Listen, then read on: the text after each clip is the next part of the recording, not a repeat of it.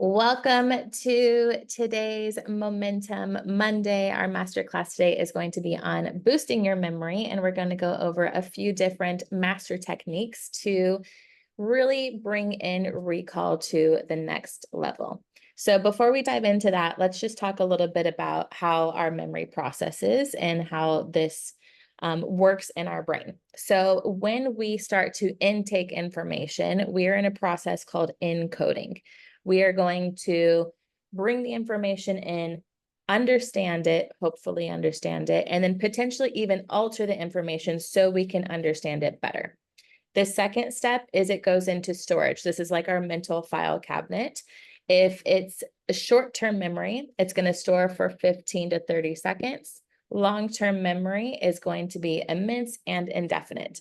Something really unique about short-term memory is we can only remember between 5 and 9 memories at once, and the average person is typically 7 memories at once that we can remember. So if we bring something new in, something's going out, and if it doesn't go into long-term memory, it is lost into the ether. Then we go through the retrieval process. This is when we're retrieving the information either from short-term memory or long-term memory. When it's in short-term memory, we typically are going to remember it in the order that we learned it. Where in long-term memory, we typically need to remember it by either association or reconstruction. So our fun activities that we are about to do are going to do a lot with association and reconstruction, so we can figure out how to learn something to then be able to recall it later, like for an exam. So memory exercises, we are going to start with a visualization exercise. So bear with me in this moment, take a deep breath, get really centered and present in this moment. Our brain really loves images, so it's easy for us to picture a vivid memory when we're trying to bring something up. So let's do a quick exercise. I want you to just close your eyes and imagine an apple. When you think about that apple, I want you to really start to put a lot of emphasis on what that apple looks like. Is it shiny? Is it golden? Is it red? Is it green? Is it a Honeycrisp? Is it a Fuji apple? Really start to put into play all of the things that you can think about when it comes to visualizing the apple. Once you've got that, really start to use your imagination and pretend the apple has wings. We're sprouting the wings out of the apple. It's starting to fly around the room. It's becoming shinier and brighter and bigger as the wings start to flutter all the way around your home. Now let's think back. When I said visualize an apple, from like easy to hard, how was visualizing the apple? Easy. When it comes to visualizing the apple with big golden wings flying all over your home, was that easier or harder? Easy. Easy, absolutely. So in general, these visualization tricks are going to be helpful. So if you're trying to remember something, whether it's a concept or vocabulary or something that you're just memorizing or even names, try to add more information to it to make it more visually appealing for your brain, so you are able to bring that memory up in an easier way. The next is memory palace. Memory palace, also known as the method of Loci, is a really unique practice that some people can harness to remember some absolutely incredible amounts of information. This works for some people and it doesn't work for other people. This is considered an ancient and highly effective way of memorizing. However, it really takes a lot of practice to do this. The easiest way, in my opinion, to do this is to picture something that you have been through millions of times. This could be your home, it could be your childhood home, it could be your grandma's home, it could be, if you like the Met Gala, something that you're like, I could walk through this in complete dark and I wouldn't stub my toe. I know exactly where everything is. What is that place for you? My home. Yeah, perfect. So once you have that place, we're going to do another visualization. I want you to close your eyes and picture that you are outside of your home. Visualize the door, the color, the texture, the hardware. Now imagine stepping inside of your home. Pay attention to everything you see. Is there a rug? What's the floor look like? What's on the wall? Is there any beautiful pictures? What's the staircase look like? What's the hallway look like? Really start to imagine you are walking through your home, picturing every little detail you can. Now, this is a great way to remember a list, or if you're trying to remember something north to south, east to west, anything along those lines, we are going to place certain items in your home as you're walking through it. And then later we will go back and try to remember where those things were. So we're going to try to remember 3 items for the sake of our 30 minutes today. You can do this with a lot more items, and I recommend you do it going forward just to practice it. So the first item we're going to try to remember is an apple. So when you're walking through your home, picture an apple. It can be glowing, it can be wings, it can be green, it can be red, anything you want. And place that apple somewhere in the entrance of your home. Maybe you hang it on the doorknob. Maybe it's around rolling around on the floor. Make it really vivid and try to put it in a specific place in your home right when you enter it.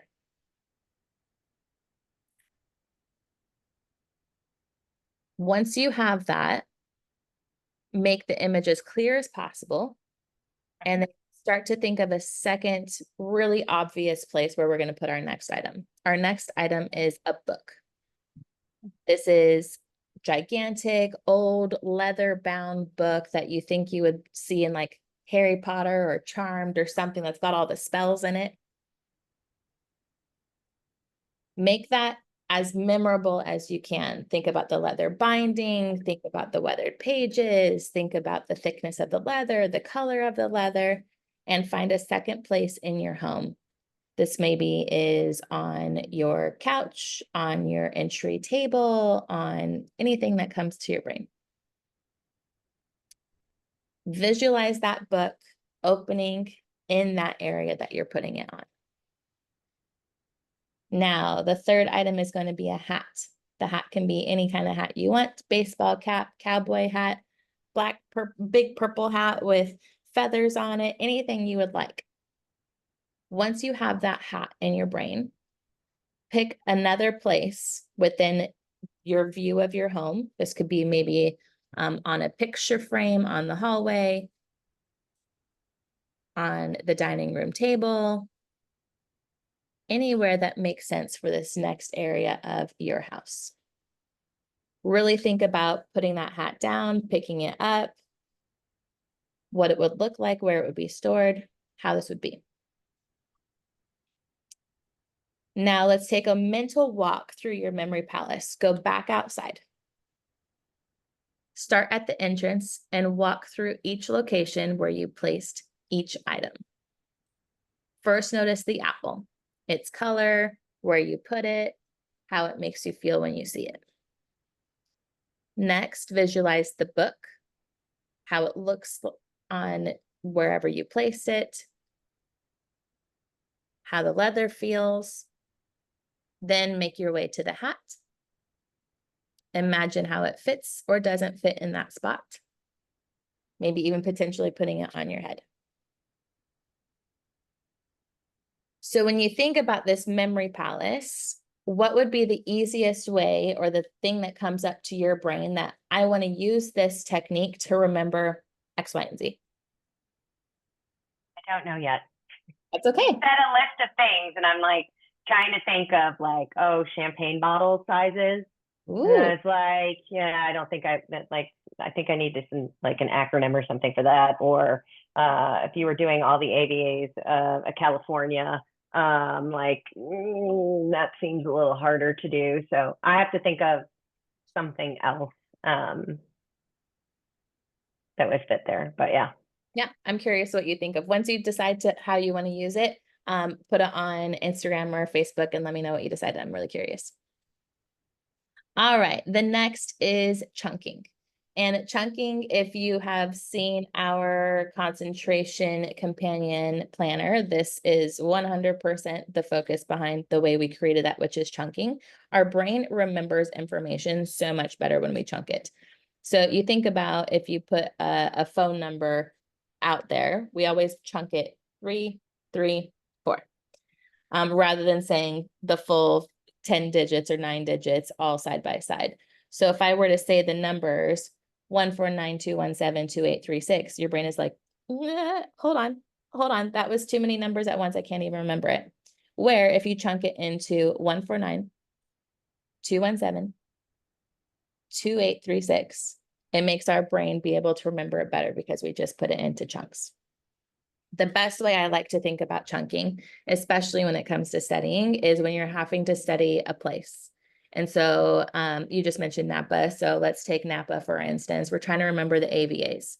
So let's chunk the AVAs. We're going to chunk the AVAs that are on the Maya Camus range. We're going to chunk the AVAs that are on the Vaca range. And then we're going to chunk the AVAs that are down the middle on the valley. And it's usually easier when you're studying in chunks to be able to remember things better. A more broad example of this would be studying Germany. A lot of people are like, I'm going to study all of Germany all in a week. Well, once you've done that, 2 weeks, 3 weeks later, when you go back to your review, you're like, shoot, was Dr. Vineyard in Rheingau? Was it in Mosel? Was it in R? I just studied everything together. I can't remember where any of this stuff is. I can't pronounce some of these things. I don't even know. And it's like your whole week of Germany just went out the window. Where if you go, okay, I'm going to chunk this by Anbaugebiets and I'm going to solely focus on Mosel. And then you go to like Napa. And then I'm going to solely focus on Rheingau. And then you go to, I don't know, South Australia, something. It chunks your brain to remember them together in their own way, rather than it being all discombobulated and trying to remember everything all at once. And then our last is mnemonics. Mnemonics is huge. And you already mentioned, maybe you need an acronym for, for something. An acronym is a mnemonic. So some of the most common ones that we've probably heard all of our lives, and I literally still use this one, all of them to the T, is your months of the year, which one has 30 days, which ones has 31 days, using your knuckles. If your knuckle goes up, it's a 31-day month. If your knuckle goes down, it's a 30-day month. And then you start from your pinky all the way over. And when your two knuckles are together, July and August both have 31 for who knows what reason, but your knuckles tell you that. I have never seen or heard of that before. That is amazing. You haven't? Oh, no. Roy G. Biv is like yes, that one I know, but the others, like, no. Wow, that's great. Yep, Roy G. Biv for the alphabet. And then you can do it in some sort of storytelling form as well. This is really common for math. You can either remember PEMDAS, which some people remember that, some people don't. Or you can remember, please excuse my dear Aunt Sally. Sally, yep. And that one always was used even when I was a kid. I think my grandpa even used that when he was a kid. I think it's been around forever. To remember parentheses, exponent, multiplication, division, addition, and subtraction in the way that we're supposed to do our math problems. And then, of course, you can do NASA or ASAP for as soon as possible. You can make a whole word out of the first letter of each word that you're trying to remember to be able to remember it better. Typically, the more unique you can make these to the way your brain works, the better. So some people are like, I want it to be really nerdy. I want it to be really funny. I want it to be really dirty. Whatever it is, whatever works for your brain, try to capitalize on that and don't judge yourself for the way that your brain works. If you immediately go to, something really dirty for your brain to remember it, that's okay. You don't have to share it with people. You just got it for yourself. And I say that because that's the way my brain would remember things. And I don't often share the things that I did because people are like, whoa. but you only got to do it for you. Just remember it for yourself. All right, so next is active recall and spaced repetition. We go through this a ton in coaching. So this for you specifically is something you're very used to, but for all of the people watching the recording, this is great to just really dive into. So active recall is the purpose or the process of actively making yourself recall something. And this can be in a few different ways. It can be with flashcards. This can be a practice exam. This could be walking through a wine store and going down and looking at a label and saying, okay, I need to remember everything about this label. This is a Beaujolais. I know the cru is here. It's got this soil. It's got these grapes. It has to have this sort of winemaking. And this is what this carbonic is and X, Y, and Z. And I would do this all the time. And the wine store clerks would come over and be like, are you okay? Can I help you? I'm like, oh, I'm just quizzing myself right now. And they're like, okay, you looked a little lost. So I was like, yeah, I'm lost in my brain right now. Don't bother me. And it's a really easy way to get yourself out of your normal study environment and to actively quiz yourself and make your brain work. And then anything that you couldn't remember, because if you're in the middle of a wine store, it's not always the easiest to go remember, like go look stuff up. You got a notebook with you, you got your notes app on your phone, just write it down. Crap, I didn't remember this. And because you didn't remember it and you go look it up, you actually will be able to remember it better. And this is almost the same exact concept as spaced review. So for those of you who work directly with me, you know I want you to review all the way back to week 1 every 5 weeks. And we do that purposely because we have a forgetting curve. And the more new the information is into our brain, the steeper the forgetting curve is. So if we keep reviewing it every 5 weeks, our forgetful curve is going to be almost non-existent. So we purposely do every 5 weeks review all the way back to week 1, even though it seems daunting when you start it. But once you actually get into it, you're like, oh, this is not so bad. I already created all my information. I'm just reviewing it. And it makes it easier for you to retain the information and then recall the information so you can ace that exam. So let's revisit your memory palace. Walking in through that front door, what is the first thing that you saw? From the apple piece or just in general? Yep, your apple. Oh yeah, so I know where my apple is, yeah. Yep, and then what is the second item that you placed? Oh yeah, my big, large Harry Potter book. Yep, and then what was the third my item? hat. How easy was that? Yeah, very. Yes, and so the more you do that, I've seen some people do this for an immense amount of information. Start slow, start simple, and then bring yourself up to it. Yeah, so I think the challenge that I see with that is that I already really know what a hat, a book, and an apple is. Oh, fair. So the challenge is that if I'm trying to put things in spaces that I don't know well, or I can't conjure up a 3D, I think that's the harder thing for me, is like, how do I get a 3-dimensional view of what it looks like, smells like, tastes like, color, la la la la la, of like a place that I stick a place somewhere, or yeast strains, or vats, or finding material, for example. Like finding material seems easier, or equipment seems easier because it's like a 3-dimensional thing that is, and it's one thing. It's like if you were to put Mosul in a room, like okay, but I feel like Mosul in a room is fine for the word Mosul and it's sitting in this room. That's great. But there's like all that cataloging that needs to go behind it, that I'm going to need other things beyond just putting it somewhere. Yeah. So I don't know if are there any, for people that do the palace, are there types of information that work better than others for storing them in your palace, or everybody's a little different.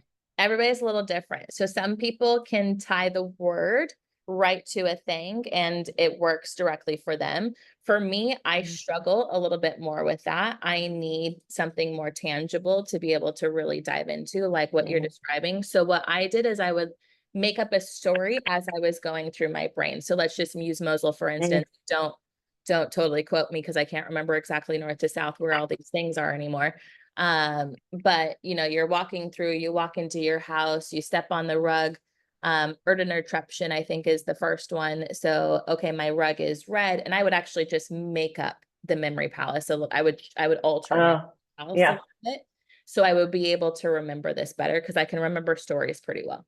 And so, Mm, on my rug is red. The soil there is a red slate. So because of that, I would remember interruptions first.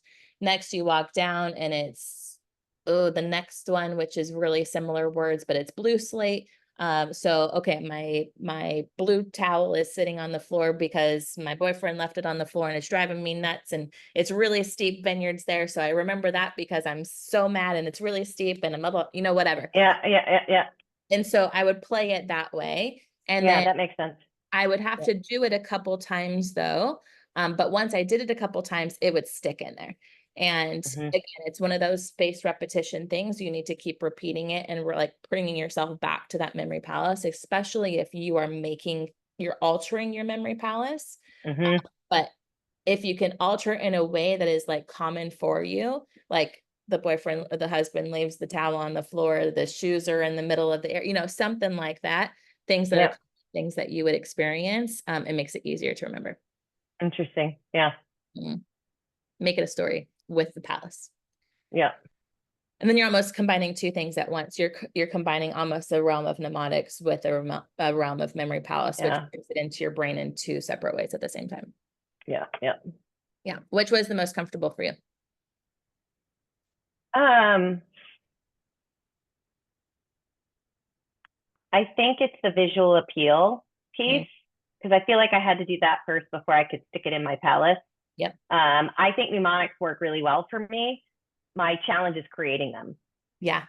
So someone else made Roy G. Biv, somebody else made Please Excuse My Dear Aunt Sally, and then I just remembered them. But Yeah. like I've been trying to do a mnemonic for champagne bottles for years, and I get stuck on like the last two letters to make a sentence make sense or a thing. And then I get stuck doing that, and then I don't remember my own mnemonic. And so like then it just becomes a mess. So I feel like those could work better for me if I actually maybe I just leaned more into what my brain needs or thinks, like your point about humor or other, like I've never thought about it. I just try to find a word to make a sentence that would make sense, and then like it very quickly falls apart. So Yeah. Yeah. None of my stuff would actually make sense if I said it out loud, but it makes sense in my brain. And again, my brain went dirty with it, but a potential way for you to like learn a mnemonic would be to capitalize on AI and type in the list and be like, of all of the models, and be like, I need you to make a mnemonic or an acronym or whatever out I of. never even thought about it. Yeah, that's great. That way it's telling you, and you don't have to use your brain power to think of it. You just have to use your brain power to remember it. Yeah. Yeah, AI that's cool. is great these times. It took me so long to accept using AI, and now I'm like, oh, it's like my assistant. Yeah. Okay. That's cool. All right. So remember, memory is like a muscle. The more you train it, the better it gets. And it's always hard in the beginning. You go to the gym for the first time, you're like, oh my God, I'm sore. Oh, this sucks. Oh, my back hurts. Oh, this. But after you've done it consistently for a month or two, you're like, oh, okay, this is okay. It's not so bad. I can wake up. I can do this. And memory is the same exact way. You just have to practice it. So the rest of our Mondays, the first Monday is always going to be a Momentum Monday. We're going to do a master class that is on some sort of topic. It's going to change every single month. The second Monday is Unmute and Ask. You can come in and ask any question live that you have. It can be about theory. It can be about tasting. It can be about studying. It can be about learning. It can be about anything you want it to be about, that I have knowledge in, of course. The third Monday we'll do a skill building workshop. And then the fourth Monday will be a peer support session where we all just come in and just share. And those tend to be some of the most moving sessions because a lot of people are going through the same kind of stuff and we feel like we're alone, but we're actually not. We're all freaking out and all in our own brains. And it's kind of really nice to do that. So I look forward to hanging out with each and every one of you every single Monday. You will always get access to the recording. I'm still figuring out exactly how I'm going to house the recordings. So for a little bit, it's just going to be sent to you in email. So I'd recommend creating a little folder can be my name or whatever you want it to be, and all the recordings will be in there. And then once I have it all figured out, housed in its area, then I will share that with you guys as well for ease of finding everything. Great. Thank you. Any questions for me? That was very helpful. Thank you. I got it on 30 minutes. Yes. All right, I am going to stop recording for any other questions or comments or anything else if I can figure out how to stop the recording. Go to where the screen share. If you hover over the part of Zoom that has the screen share to stop sharing.